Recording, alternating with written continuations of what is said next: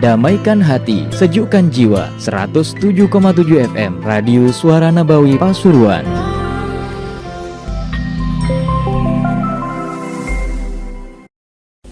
Bismillahirrahmanirrahim. Nawaitu ta'allum wa ta'lim al-ifada wal istifada wan nafa wa intifa' bi sayyidina Muhammad sallallahu alaihi wasallam. Summa ila arwah jami' mufassirin wal muhaddisin wal fuqaha wal ulama al amilin wa ahli ta'atika ajma'in. Susan Larul Habib Abdullah bin Al-Haddad wal Larul Habib Abdullah bin Umar Asyadri wa Hasan bin Abdullah bin Umar Asyadri. Summa ila Larul Habib Muhammad Al-Haddad. Summa ila Ruhil Habib Abdul Qadir bin Sigab. Summa ila arwah man adufina fiha al-maqbarah wa ila arwah walidina wa walikum wa atina wa ummatikum wa ummatil muslimin ajma'in.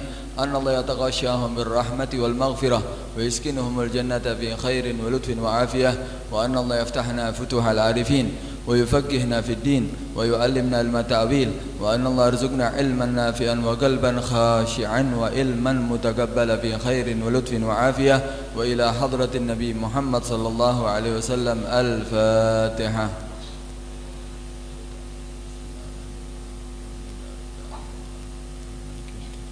إياك نعبد وإياك نستعين صراط المستقيم صراط الذين أنعمت عليهم غير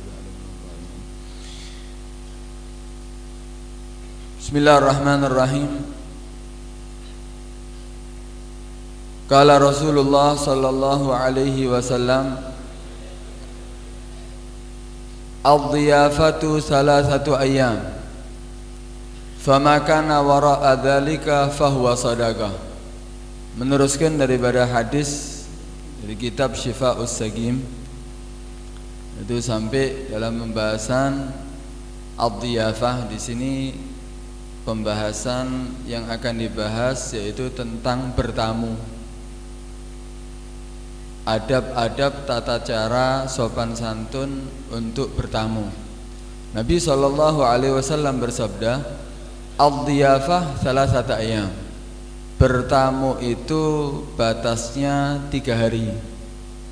Famakana wara'a dzalik, maka jika ada itu bertamu wara'a dzalik, artinya zada alaiha, melebihi daripada 3 hari, fahuwa shadaqah, maka itu adalah seperti sedekah. Intinya dari hadis ini, ketika kita bertamu ke rumah seseorang, janganlah sampai lebih daripada 3 hari. Hari pertama, hari kedua ataupun hari ketiga masih bolehlah. Tapi setelah hari ketiga itu dianggap sedekah. Apa artinya di sini fahuwa sedekah? Dinamakan sedekah di sini untuk tanfiran lidhaif, untuk supaya bagi tamu tadi untuk apa? Tidak meneruskan untuk menginap di rumah orang sampai 3 hari. Lebih dari 3 hari. Kenapa? Karena jiwa seseorang kalau punya harga diri, dia nggak mungkin mau menerima sedekah. Karena itu dikatakan lebih daripada 3 hari maka itu sedekah. Artinya apa? Artinya orang kan ketika menerima sedekah, orang nggak akan, kalau punya harga diri, saya mampu kok dikasih sedekah, ya nggak mau. Tamu juga sama, ketika kamu itu sudah 3 hari ya keluar dari rumah orang tadi itu, jangan sampai lebih daripada 3 hari. Kenapa? Itu dianggap kamu adalah pemberian, dikasih pemberian daripada sedekah. Itu dalam beberapa arti di tafsir daripada hadis tersebut.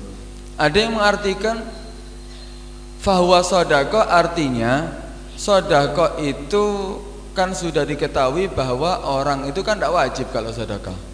Kalau zakat kan wajib. Kalau sedekah ya orang mau mengerjakan ya silahkan, kalau orang mau tidak sedekah ya silahkan, karena bukan kewajiban. Artinya apa? Jika ada tamu hari pertama kita hormati. Mungkin kita berlebihan, nggak apa-apa. Kita hormati, kita berikan makanan yang bukan seperti biasa yang kita makan, lebih daripada yang biasa kita makan. Kemudian hari kedua, hari ketiga sama aja.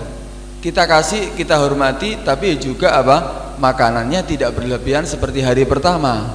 makanannya mata yasar, yang bagi dia tidak terlalu berlebihan dan tidak terlalu memaksakan. Tapi lebih daripada 3 hari, maka itu sedekah, terserah kamu. Kamu mau hormat, kamu mau beri makan dia, atau kamu tidak mau memberi makan dia, yaitu adalah hal yang sudah wajar. Artinya apa? Syariat tidak mewajibkan kita untuk memaksakan diri untuk melayani tamu yang lebih daripada 3 hari. Insya'a fa'al wa insya'a tarak.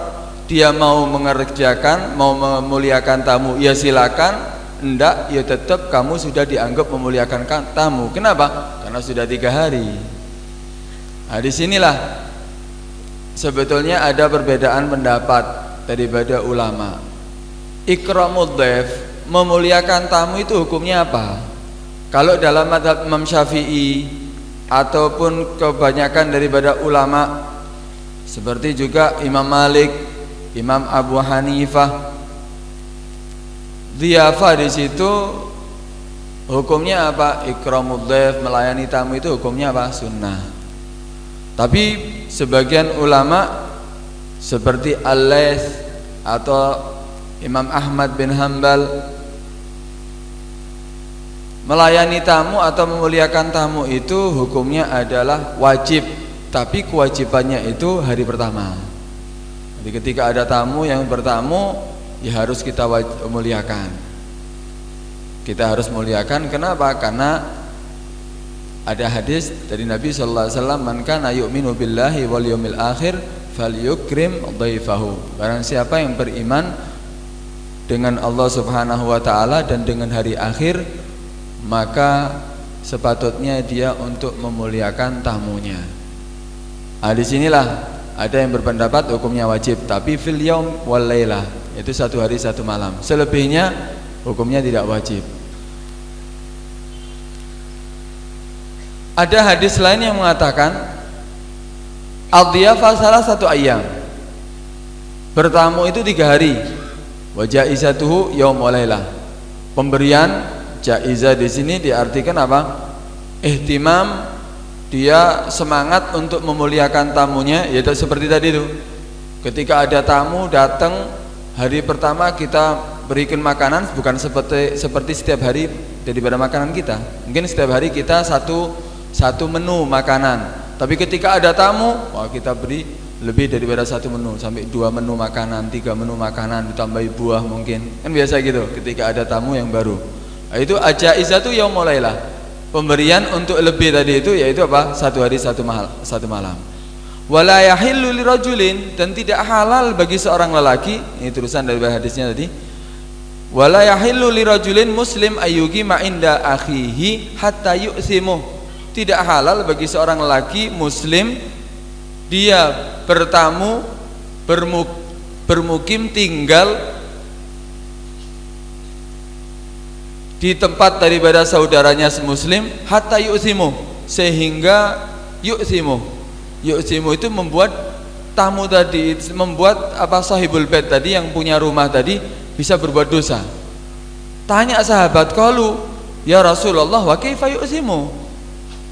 Ya Rasulullah, bagaimana kok bisa membuat orang tadi yang punya rumah berdosa ketika ada tamu? Akhirnya Nabi sallallahu alaihi wasallam menjawab, qala yuqimu indahu wala syai' yuqarribuhu bihi. Dia tinggal di tempat saudaranya tadi itu, sedangkan yang punya rumah sudah tidak ada yang mau disuguhkan lagi. Akhirnya yang terjadi apa? Ya sahibul bait pasti grundel. Iki ndak ono yukulan maning, ndak ada makanan lagi yang mau disuguhkan. Atau mungkin akhirnya sampai utang-utang. Akhirnya apa yang terjadi? Mungkin sahibul bait akhirnya apa? Ngerasani. Nah, ini kan berbuat dosa akhirnya.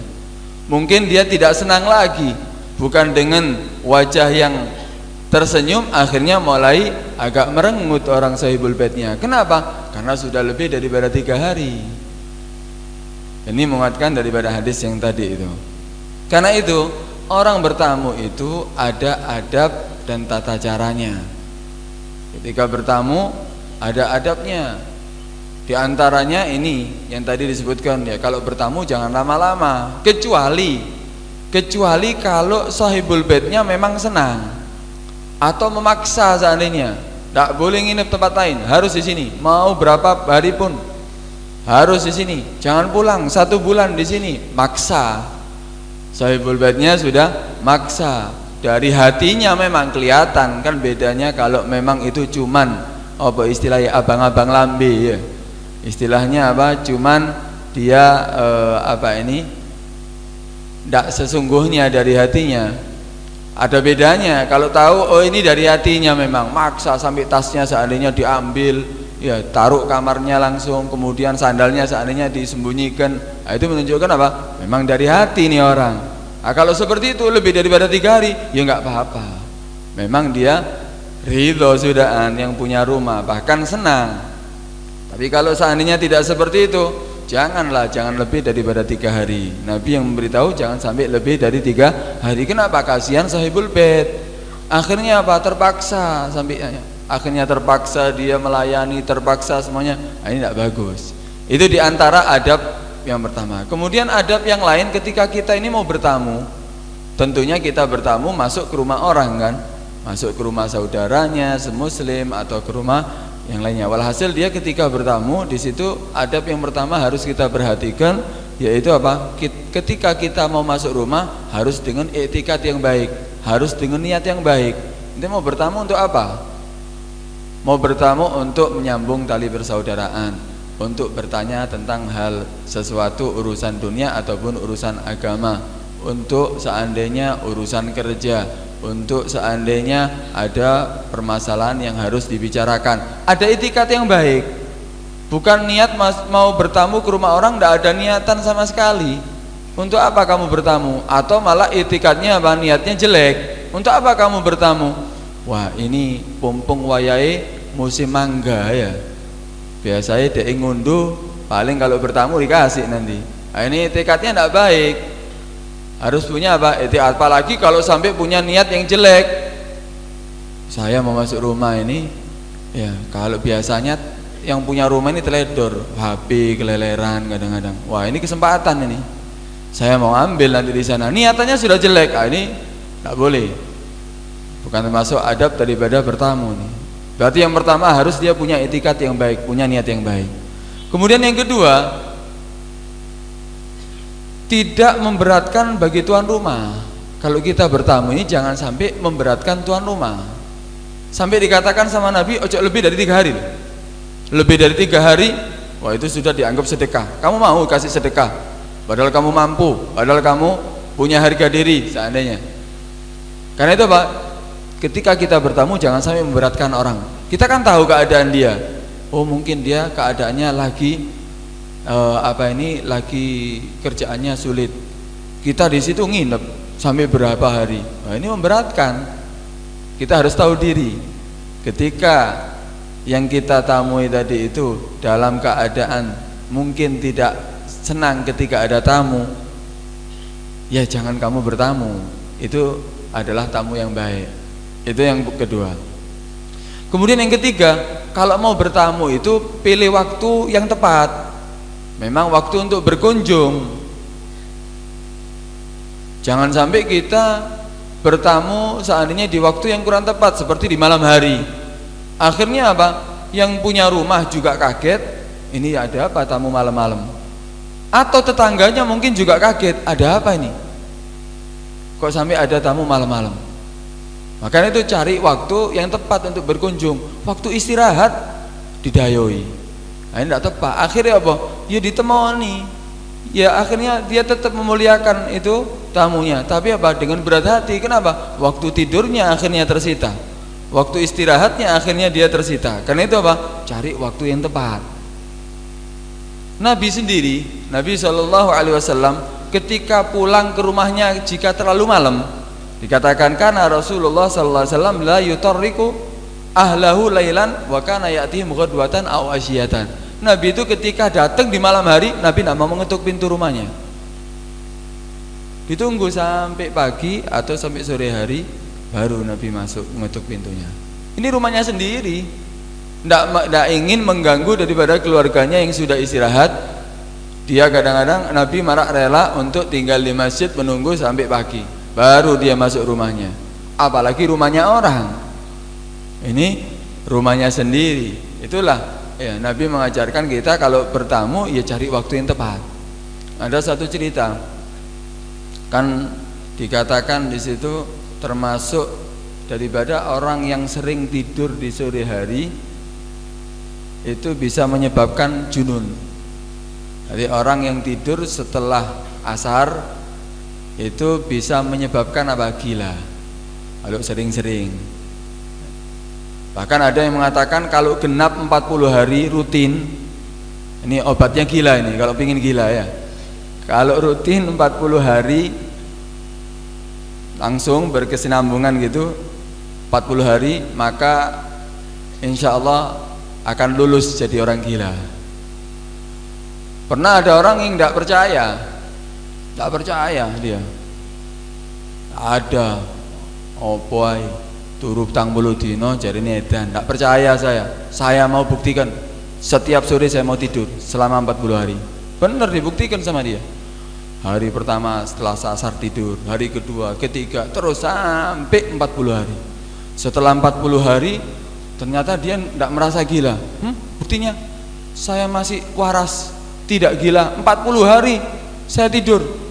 Datangi itu tamunya tengah malam, bangun dia sore, bangunnya kan malam dia bangun, dia tidak pingin lama-lama, tidak pingin menunda keesokan harinya untuk datang ke rumah orang tadi itu, langsung aja malam hari itu ketuk pintunya. Rumah Ustati ini ketuk ya. Akhirnya dibuka, ya kaget keluarganya. Ini ada apa ini?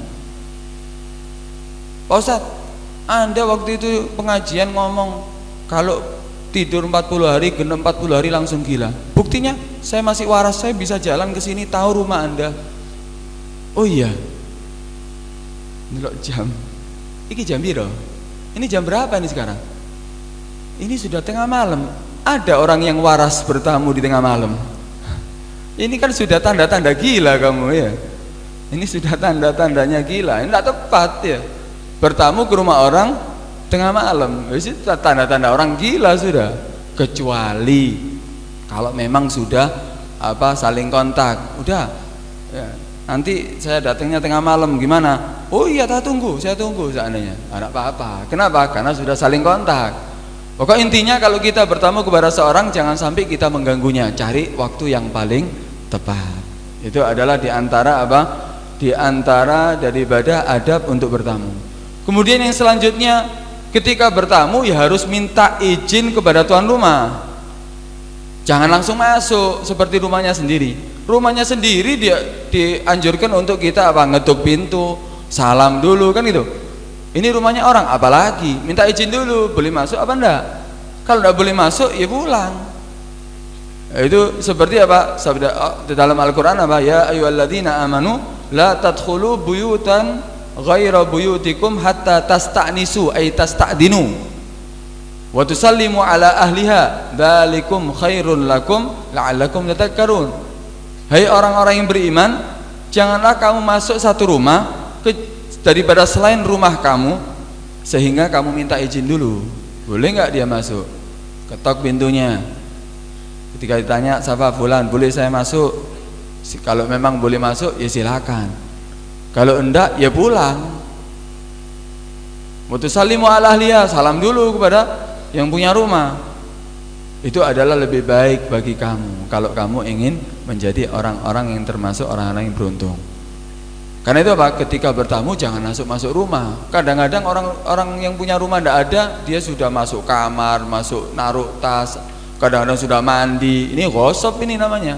Kalaupun dia wudunya dianggap haram wudunya. Kenapa? Tanpa izin yang punya rumah, walaupun wudunya sah. Wah, kadang-kadang ngambil di kulkasnya seperti rumahnya sendiri. Ini tidak boleh, kecuali kalau sudah minta izin. Karena itu izin dulu ketika mau masuk rumah. Nah di sini kenapa sih kok harus minta izin dulu? Karena rumah itu ibarat aurat. Rumah itu aurat yang menutupi daripada manusia yang ada di dalam rumah. Lah kalau kita masuk rumah, mungkin istrinya dalam keadaan menutup aurat. Mungkin dia dalam keadaan yang tidak ingin dilihat orang lain. Mungkin rumahnya masih kotor, tidak pingin dilihat rumahnya masih kotor. Banyak hal yang tidak mungkin tidak ingin orang melihatnya. Karena itu izin dulu masuk rumah. Bentar ya, mungkin ada sesuatu yang kotor atau ada yang berserakan, mungkin mau dipindahkan dulu. Itu adalah adab dari rumah. Itu adalah seperti apa? Seperti aurat yang menjaga daripada pandangan mata orang lain. Jangan sampai kita langsung masuk, izin dulu sama yang punya rumah, baru setelah itu kita masuk. Tata cara untuk minta izin untuk masuk rumah, yang pertama tentunya apa? Dengan mengucapkan salam. Ucapkan salam, kemudian mengatakan boleh saya masuk. Ngomong gitu ya, assalamualaikum. Waalaikumsalam. Langsung masuk, jangan. Boleh saya masuk? Oh, fadhol, silakan. Baru kita masuk. Pernah terjadi di zaman Nabi sallallahu alaihi wasallam, ada yang bertamu. Nggak salam, nggak apa, ketuk. Boleh saya masuk? Langsung gitu. Nggak ngomong, ya salam dulu. Akhirnya Nabi merintahkan kepada salah satu orang yang ada di sekitarnya situ, katakan kepada dia, ajarkan cara untuk masuk rumah. Pertama minta izin dulu, kemudian salam, ya. Pertama salam dulu, kemudian setelah itu a'adkhulu, baru dia tanya apa boleh saya masuk, salam dulu bilang. Diajari sama Nabi. Akhirnya apa? Dia orang tadi itu diajari, setelah diajari salam dulu, assalamualaikum, apa boleh saya masuk? Oh silakan, baru masuk. Jangan langsung bludus ya, salam dulu. Lah kalau tidak ada orang di rumahnya, tetap disunahkan untuk salam. Kan di setiap rumah ada malaikat yang menunggu, nanti yang menjawab yaitu malaikat. Malah kita dianjurkan ketika masuk rumah, walaupun kita yang buka pintu, tahu di dalam rumah tidak ada, maka kita tetap disunahkan untuk salam. Assalamualaikum. Ya. Kenapa? Karena ada malaikat di situ yang ikut menjaga dari rumah tersebut. Baik. Itu adalah apa? Adab diantara adab daripada untuk masuki rumah. Kemudian yang kedua setelah mengucapkan salam yaitu apa? Ketika izin masuk rumah itu meminta izin. Minta izinnya itu dikasih batas sampai 3 kali. Assalamualaikum, saya boleh masuk? Tidak dijawab. Assalamualaikum, saya boleh masuk? Tidak dijawab. Ketuk lagi 3 kalinya. Assalamualaikum, saya boleh masuk? Tidak dijawab. Ya sudah, pulang. Karena Nabi mengatakan apa? Al-istidan salasun. Fa in adina laka wa illa farja'. Minta izin untuk masuk rumah atau yang lainnya ngetuk pintu itu sampai 3 kali. Kalau sampai 3 kali masih tidak dibukakan, tidak diizinkan masuk, ya mulio. Pulang berarti mungkin orangnya tidak ada atau mungkin orangnya masih tidak ingin ditamui karena ada sesuatu yang di dalam rumah. Karena itu kalau sudah 3 kali tidak diizinkan masuk, ya pulang. Kalau sebelum 3 kali diizinkan masuk, ya masuk, tidak apa-apa. Itu diantara apa? Adab sopan santun kita untuk bertamu. Kemudian yang selanjutnya yaitu apa? Ketika masuk rumah, ketika ngetuk pintu, biasanya kan tanya, siapa? Kan itu. Nah, kita dianjurkan untuk menjawab, menyebutkan, mengenalkan identitas dirinya, namanya ataupun kunyahnya, julukannya, tidak apa-apa. Yang penting orang yang dalam rumah ngerti, tahu siapa orang di luar. Harus kasih tahu. Kadang-kadang enggak, ngetuk pintu, siapa? Saya loh, saya ini semua orang bisa saya. Siapa? Aku. Nah, Nabi pernah ditemui seperti itu. Aku itu banyak, siapa aku itu? Siapa saya itu? Kenalkan diri kamu supaya orang dalam rumah tahu siapa yang di luar. Nabi sendiri ketika Isra Mi'raj ya Pak. Ketika Isra Mi'raj kan Nabi kan masuki langit yang pertama, masuki langit kedua, langit ketiga, keempat dan seterusnya. Setiap langit itu ada pintunya. Yang kita lihat ini bukan langitnya masih tidak terlihat dari kita, jauh. Itu langit itu ada pintu-pintunya. Nah, di situ ulama beda pendapat pintunya seperti apa ya. Walhasil di situ ada pintunya, malaikat Jibril mengetuk pintu, akhirnya yang menjaga di langit pertama tanya, "Siapa?" "Aku malaikat Jibril." "Siapa bersama kamu?" "Aku bersama Muhammad." "Apakah dia sudah diutus?" "Sudah." Baru dibukakan. Harus mengenalkan diri dulu. Ini di langit ini masih mengenalkan diri, padahal malaikat mungkin sudah tahu. Apalagi kalau kita bertamu kepada orang, kenalkan dirinya dulu. Mau masuk rumah siapa? Mengenalkan diri dulu. Kemudian kalau bisa ya ketika bertamu menyebutkan keperluannya. Ketika sudah masuk rumah duduk bersama tamunya, ya sebutkan ada apa perlunya. Ojo mari mlebu omahe meneng tok. Lho lha apa? Ndak ono bingung mosok tamunya yang punya rumah mosok harus tanya. Ada apa kesini? Kan ndak enak. Ya bertamu ya ditemoni. Tapi ndak ngomong-ngomong apa keperluannya. Lah ini bingung kan? Kasih tahu. Ya. Saya mau menginap di sini. Atau saya mau ada perlu. Ya beberapa jam saya mau ngomong sama Anda. Kasih tahu keperluannya. Kemudian kalau sudah selesai daripada keperluannya, mari wesan urusane, ya mulya. Ya pulang. Kenapa? Itu kan rumah, dia itu kan ada keluarga. Kecuali kalau niat untuk menginap dan sudah dikasih izin untuk menginap, enggak apa-apa. Tapi kalau enggak ya sudah, setelah urusannya selesai ya pulang. Yang terakhir yaitu diantara adabnya, setelah kita keluar rumah kita akan dikasih suguhan, dikasih makan, mungkin kasih minum. Nah, di situ kita dianjurkan ketika mau pulang kita mendoakan yang punya rumah. Didoakan yang punya rumah, jangan kita langsung keluar, doakan. Ada doanya, Allahumma barik lahum, ya Allah berilah keberkahan kepada mereka, fima razaqtahum, yang telah kamu rezeki kepada mereka, waghfir lahum, ampuni mereka, warhamhum, rahmati mereka. Sunnah hukumnya kita mendoakan orang yang kita setelah bertamu kepada orang tadi itu. Nah, ini adalah adab tata cara yang sudah diajarkan oleh Nabi Sallallahu Alaihi Wasallam. Kalau tamu seperti ini, insya Allah yang ditamui seneng ya, yang ditamui seneng. Kadang-kadang tamu tidak tahu diri juga, saenake dhewe. Dia tidak tahu ya, tidak melihat situasi, kemudian bertamu berhari-hari tidak pulang-pulang. Ya kadang-kadang ada orang yang ditamui juga kadang-kadang wis kadung gregeten ya. Di depan kamarnya itu sandalnya di luar rumah ditaruh di depan pintunya. Wis gregeten ndak mulai-mulai, taruh aja sandalnya depan pintu. Buka pintu ketok ke sandale. Wis ndak sadar ya Bu Maning. Kadang-kadang ada sampai seperti itu. Kenapa? Ya karena dia ndak tahu diri jadi tamu. Itu adalah adab. Walaupun untuk bertamu itu orang yang ketika bertamu, kita yang ditamu itu disunnahkan. Bahkan ada yang mengatakan wajib untuk memuliakan tamu. Sampai dikatakan tadi, man kana yu'minu billahi wal yawmil akhir falyukrim dhaifahu. Barang siapa yang beriman dengan Allah Subhanahu wa taala dan hari akhir, maka muliakan tamunya. Termasuk kesempurnaan iman ini kalau memuliakan tamu. Karena itu ketika ada tamu jangan sampai kita ini dengan wajah yang enggak enak, tersenyum, mempersilahkan, memperlihatkan bahwa dirinya itu senang ketika ada tamu tadi datang. Itu termasuk ikramul dhaif. Bukan hanya makanan yang kita keluarkan, itu juga termasuk daripada untuk memuliakan tamu. Tapi yang paling penting yaitu pertama kali ketika ada tamu kita tersenyum, kita persilahkan, sampai dia keluar kita juga masih tersenyum. Itu termasuk daripada memuliakan tamu. Bahkan ada hadis untuk fadilah untuk memuliakan tamu, man akrama dhaifan wa huwa ya'rifu. Kalau dia memuliakan tamu yang dia mengenalnya, tahu ini teman saya, tahu ini keluarga saya, mengenal dia. Faka'an nama akraman nabi sallallahu alaihi wasallam. Faka'an nama akraman nabi sallallahu alaihi wasallam. Maka seakan-akan dia memuliakan Nabi sallallahu alaihi wasallam. Kalau dia memuliakan tamu yang dia kenal. Kalau tamu yang tidak kenal tetap dimuliakan. Wa man akrama dhaifan la ya'rifu. Barang siapa yang memuliakan tamu yang dia tidak mengenalnya, faka'annama akramallaha azza wa jal fi ulah. Maka seakan-akan dia memuliakan Allah Subhanahu wa taala di dalam kemuliaannya. Jadi kalau kita ada tamu tidak kita kenal, kita persilahkan. Kemudian kita tersenyum.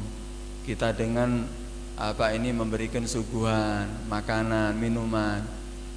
Sampai tamu tadi dalam hatinya enak yo, wajahnya dia penyambutannya juga enak, senang. Padahal dia nggak kenal ini sama tamunya ini. Maka seakan-akan dia memuliakan Allah Subhanahu wa taala. Ini diantara fadilah untuk memuliakan tamu. Orang dulu itu paling senang sama tamu. Sampai kalau saya kadang-kadang enggak makan kecuali harus ada tamu.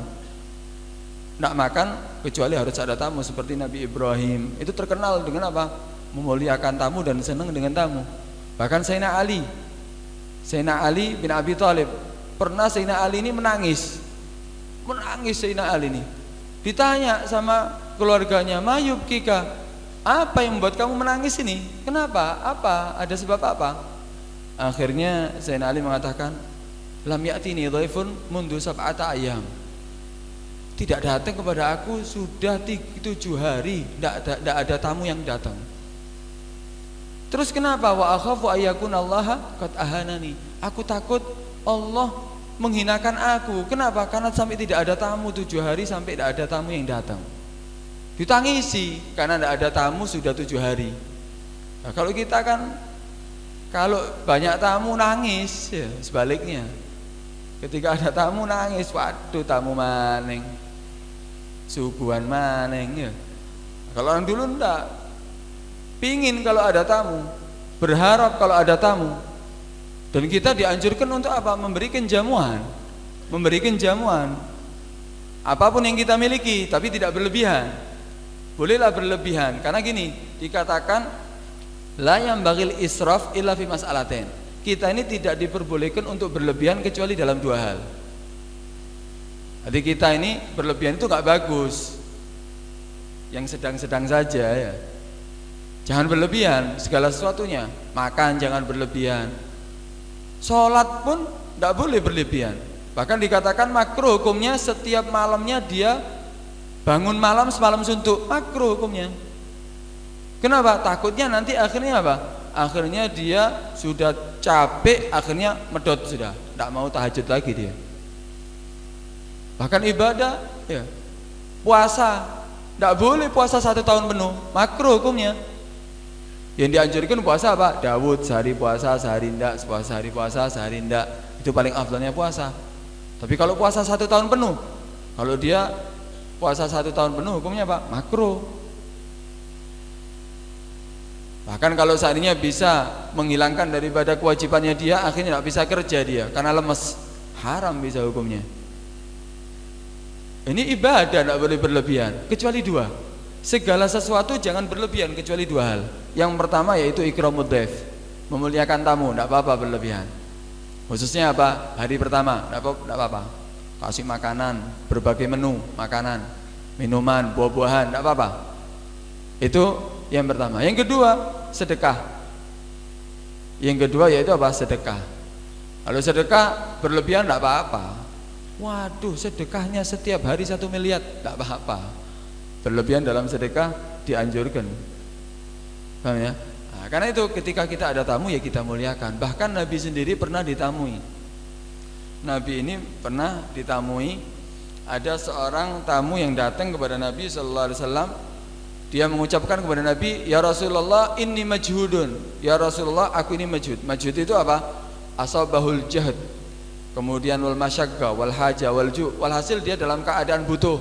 Ya Rasulullah, aku dalam keadaan lapar, capek, kemudian biaya untuk perjalananku habis. Walhasil dalam keadaan serba sulit. Datang kepada Nabi. Akhirnya udah kata Nabi suruh ke rumah. Kan istrinya Nabi rumahnya jejer. Suruh datang ke rumah istriku sana, diajak sama Nabi. Ayo diajak ke sana. Diajak ke sana ditanya sama Nabi, apa ada makanan? Ya Rasulullah, tidak ada ya Rasulullah kecuali air. Oh sudah, datang ke rumah istri yang lain. Ada makanan yang bisa kita suguhkan? Tidak ada ya Rasulullah kecuali air. Sampai semua istrinya didatangi, tidak ada yang memiliki makanan kecuali air saja. Ini istrinya pemimpin ini ya. Pemimpin ya, seandainya dia mau kaya bisa. Tapi ya rumahnya tidak ada kecuali air. Kita kadang-kadang 1 bulan sudah ada, biaya hidup 1 bulan sudah ada. Tapi Nabi, ya, ini contoh ini ya, contoh sebagai pemimpin yang adil ini. Dia tidak mementingkan dirinya, tapi apa? Dia lihat rakyatnya makmur apa enggak? Air enggak ada. Akhirnya sudah mau memuliakan enggak bisa nih, masa dikasih air sedangkan dia dalam keadaan lapar. Akhirnya Nabi mengatakan kepada para sahabatnya, "Man yudhifu hadhil lailah rahimahullah." Barang siapa yang mau menjamu ini tamu malam ini, maka Allah akan merahmatinya. Mudah-mudahan Allah akan merahmatinya. Akhirnya datang seorang laki dari Ansor. Dari Ansor, "Saya Rasulullah, saya siap menjamunya." Udah, kamu berangkat sama dia. Insya Allah kamu akan kasih makan di sana. Udah datang, diajak ke rumahnya, sampai masuk rumah tanya sama istrinya. Padahal yang punya rumah ini nggak tahu apa ada makanan atau enggak di rumahnya. Terus pokok ketika mendapatkan doa dari Nabi, kesempatan itu sahabat. Saya Rasulullah siap.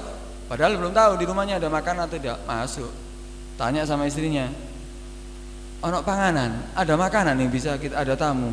Rasulullah mengatakan gini, ini ada tamu yang belum makan, ada makanan yang bisa kita suguhkan. Kata istrinya tadi itu, la illal qudsi biyani, tidak ada makanan kecuali makanan untuk anak-anak kita. Anak-anaknya masih kecil. Ada makanan untuk anak-anak kita, sisa untuk anak-anak kita. Kita nggak ada makanan. Buat aku sama kamu nggak ada. Oh gitu ya, gini aja. Udah kadung. Anak sudah sanggup, mengatakan sanggup untuk menjamu tamu. Di situ makanan untuk anak-anak kita kumpulkan, kita suguhkan kepada dia. Tapi caranya seperti ini, supaya tamu itu tidak melihat bahwa kita ini butuh juga. Ketika mau makan, matikan lampunya. Kayak piring gabe, piring, sendok, semuanya makanan hanya dekatkan kepada dia. Udah ketika makanan sudah siapkan semuanya, udah orang tadi sudah mengambil, mau makan, matikan lampunya, ceklek. Wah ini sohibul bait klotak piring didodok-dodok, tidak ada makanan padahal. Lah ini orang yang apa? Yang tamu ini tadi, waduh makan dengan nikmatnya sampai selesai makan diringkesi kabeh baru diurup Pak.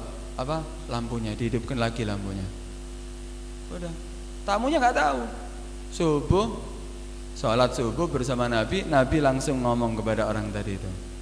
Kala Nabi SAW, qad ajiballahu min sani'ikuma al-laila. Allah sangat terheran, Allah sangat senang dan heran melihat apa yang telah kamu lakukan berdua ketika di malam hari. Kamu menjamu tamu dengan seperti itu, Allah terheran. Ini berarti intinya apa? Sampai Allah heran berarti Allah senang. Berarti ini adalah perbuatan yang baik sampai seperti itu. Ini kadang-kadang punya, dikei banyu kadang-kadang. Oh, no, bisa mengeluarkan makanan, kadang-kadang cuma dikasih air. Tadi Nabi kalau ada air tidak dimasukkan rumahnya, malah dikasihkan kepada sahabat. Masuk kayak banyu dok. Nah, kan itu ya. Harusnya apa? Lebih daripada itu. Ini adalah contoh-contoh orang yang bakhil akhirnya. Oh, ini orang medit ini. Orang bakhil itu bahaya. Untuk dirinya sendiri kadang-kadang tidak mau dia beri. Untuk dirinya sendiri kadang-kadang dia ngirit. Ada satu cerita orang bakhil. Orang bakhil ini setiap mau makan irit, padahal dia kaya raya. Dia tinggal di Basrah, kaya raya dia. Makannya diirit, makan tahu tempe, kerupuk, kecap, setiap hari seperti itu seandainya. Sampai akhirnya apa? Dia mendapatkan undangan. Loh, alhamdulillah undangan. Tadi ngenteni mangan daging biar undangan. Nah, ini bakhil teman iki ya. Alhamdulillah dapat undangan. Datang awal dia di depan. Biasanya depan kan lebih banyak makanannya. Depan, duduk depan. Ketika setelah selesai acara kasih makanan, makan dia dengan lahapnya. Makan ini, makan itu, minum, makan, minum sampai akhirnya perutnya kembung. Gede perutnya. Akhirnya waktu kebanyakan makan sampai tidak bisa nafas, sampai mau mati. Akhirnya udah dibawa ke dokter. Periksa sama dokter. Oh, enggak apa-apa kamu, enggak apa-apa. Ini mudah kok. Gini aja, yang di perut kamu muntahkan. Yang di perutnya disuruh untuk muntahkan. Apa? Kata si orang bakhil tadi. Yang di perut ini muntahkan. Lebih baik saya mati daripada yang dikeluarkan yang dalam perut ini. Ini sudah saya nanti kan dapat undangan. Sudah berapa bulan tidak dapat undangan mau dimuntahkan. Enggak, biarkan saya mati. Nih, contoh orang bakhil. Sampai yang di dalam perutnya tidak mau dikeluarkan. Walaupun mati harusnya. Walaupun dia harus mati. Nah, ini apa? Contoh orang bakhil. Lain tidak benar. Ada lagi satu cerita. Ada orang bertamu. Ketika di situ dia masuk, orang tamu tadi itu sudah tahu. Di situ ada buah. Ada buah-buahan, buah tin. Tahu buah tin ya? Ada buah tin. Oh, alhamdulillah ada buah tin. Masuk dia. Taunya ketika tamu masuk disembunyikan buah tinnya sama orangnya. Masuk. Loh, disingit no. Iya orangnya. Tamunya tahu ini. Loh, kok disingit no. Udah. Ketika duduk enggak dikasih, enggak disuguhkan. Diam cerita-cerita. Akhirnya si orang tadi itu, yo bocarane ngetokno buatin dia. Akhirnya dia pura-pura mau belajar ngaji. Anda bisa ngaji? Oh bisa saya ngaji, kata Sahibul Baitnya. Saya bisa ngaji. Oh iya. Coba ya, saya diperhatikan ya, mungkin ada yang salah dari bacaan saya. Oh iya, silakan. Wazaitun wa turi sinina wa hadzal baladil amin. Loh, keliru, ada watinnya dulu. Loh, tinnya di belakang kamu itu. Akhirnya ketahuan ya. Kembali ke akhirnya tahu ini contoh orang-orang bakhil. Banyak cerita-cerita orang bakhil ini adalah semuanya tidak diperbolehkan. Ya, al-bakhilu ba'idun minallah, ba'idun minan nas, ba'idun minal jannah, gharibun ilan nar. Orang yang bakhil itu jauh dari Allah, jauh daripada Nabi, jauh daripada manusia, jauh daripada surga. Yang lebih dekat kemana? Ke neraka. Itu orang yang bakhil. Karena itu ketika ada tamu, muliakan tamunya. Insya Allah nanti hadis berikutnya itu adalah pembahasan tentang memuliakan tamu. Muliakan tamunya ketika ada apa? Ada tamu. Beri makanan ketika kita mampu. Malah hari pertama dianjurkan untuk berlebihan, nggak apa-apa. Tapi tamunya juga harus tahu diri seperti tadi itu, harus punya adab. Muliakan. Jangan menjadi orang yang bakhil akhirnya jauh dari Allah, tak dicintai Allah, tak dicintai makhluk. Dia ono wong bakhil disenengi ambek wong. Ndak ono. Koncoe apa? Nyamuk, lalat ya. Nggak pernah ada tamu yang selalu bertamu yaitu apa? Lalat, nyamuk, itu. Kemudian apa? Jauh daripada surga. Nggak mungkin dia masuk surga. Kenapa? Nanti akan dihisab loh harta yang dia miliki. Kemudian dekat dengan neraka. Sebaliknya as-sakhiyu, orang yang dermawan, gharibun minallah, gharibun minan nas, gharibun minal jannah, ba'idun minan nar. Orang yang dermawan, dia itu jauh dekat dengan Allah, dicintai oleh Allah Subhanahu wa taala. Kemudian dekat dengan manusia. Pasti semua manusia senang. Dia wong dermawan tidak dicintai. Semua orang pasti cinta kepada dia. Kemudian apa? Dekat dengan surga dan jauh daripada neraka. Karena itu ini adalah pembahasan tentang untuk adab daripada untuk bertamu.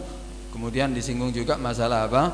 Masalah untuk memuliakan tamu, tapi nanti hadis berikutnya akan lebih dijelaskan di situ hadisnya untuk memuliakan tamu.